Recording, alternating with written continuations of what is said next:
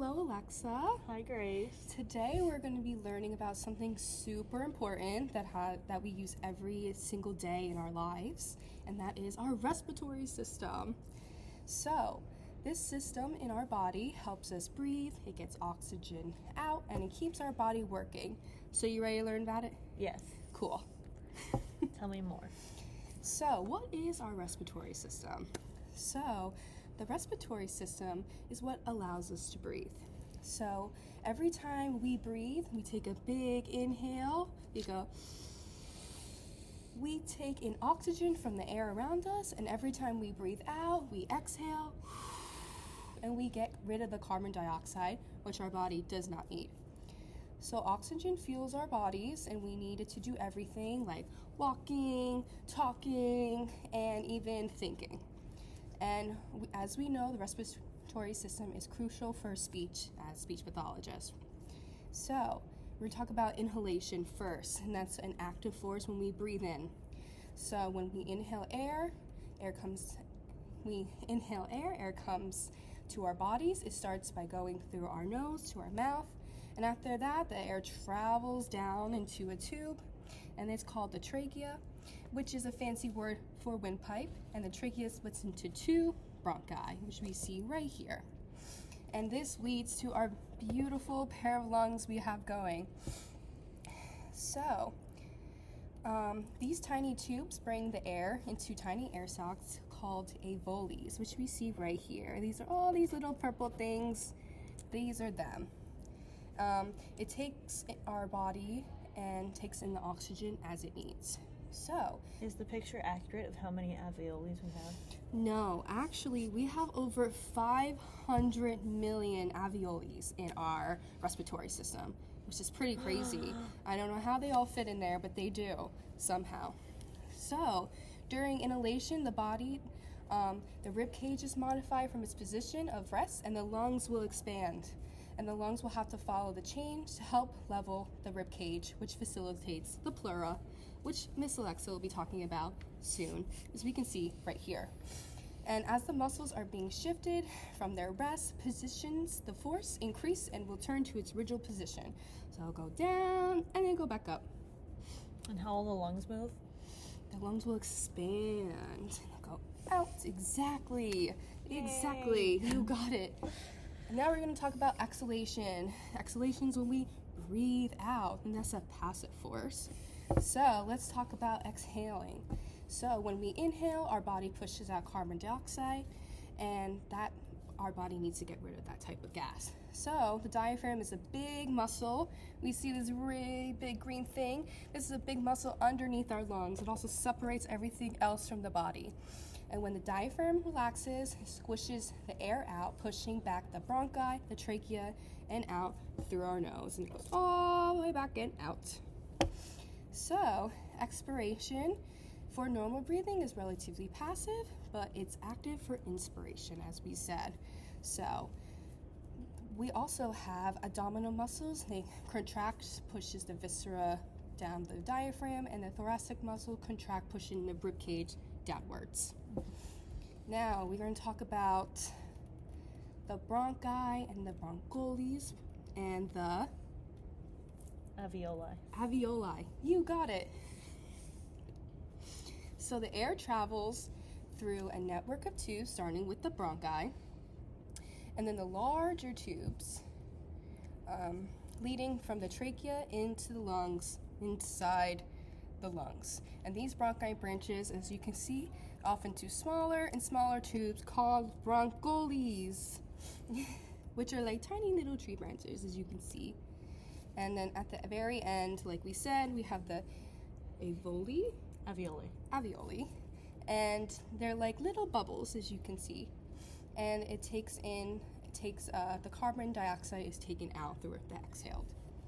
So, in conclusion, let's recap everything. The respiratory is what allows us to breathe in oxygen and breathe out carbon dioxide. And the lungs, the larynx, the bronchioles, and the alveoli all work together to keep us healthy and alive. Yay! And they help with speech function. They move the vocal folds. They do. You're very right, Miss Alexa. Thank you. Okay, now it's Miss Alexa here. Yay. So I will be covering the pleura, but first I want to go over that the lungs are divided differently. So the right lung is bigger, and it's divided into 3 lobes, known as the inferior, horizontal, and anterior. And then the other one is divided into 2 lobes, and it's smaller, the left lung, and it's divided into the anterior and inferior, and they have oblique fissures, which is what divides them.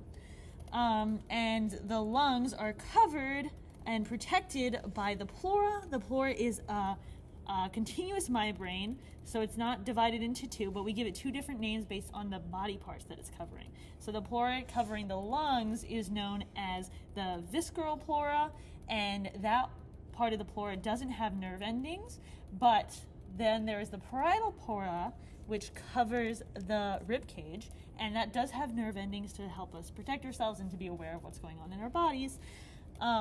Interesting. Yes, and then the diaphragm is a central tendon, and it actually attaches to itself, which is what helps pull it down. And then for the ribs, which are also very interesting, there are 12 in all, but 7 true ribs, and then the other 3 are called false ribs. False ribs. And those 3 are not attached the same way the 7 true ribs are. Also, the 7 true ribs grow in size, and some of our ribs are actually floating, and they aren't attached to anything in our body. And then the last 3 actually get smaller. Interesting. Yes. And the ribs are, when we exhale, we have certain muscles that help us exhale. So for example, the abdominal muscles help a lot. So we have one abdominal muscle that helps us exhale is the abdominis rectus, and this helps us to exhale. But we also have other muscles that help us to exhale, such as the muscles that are attached to the ribs, like the internal intercostal. And we also have muscles that help us inhale. We have muscles, I'm bad at pronouncing this, but it's called the stynucleus mastoid, and it helps us to inhale. And we also have muscles that help us inhale in the ribs as well, and those are known as the external intercostal muscles. And they are downward forward facing, and I put the little indents there to try to show the way that they are headed.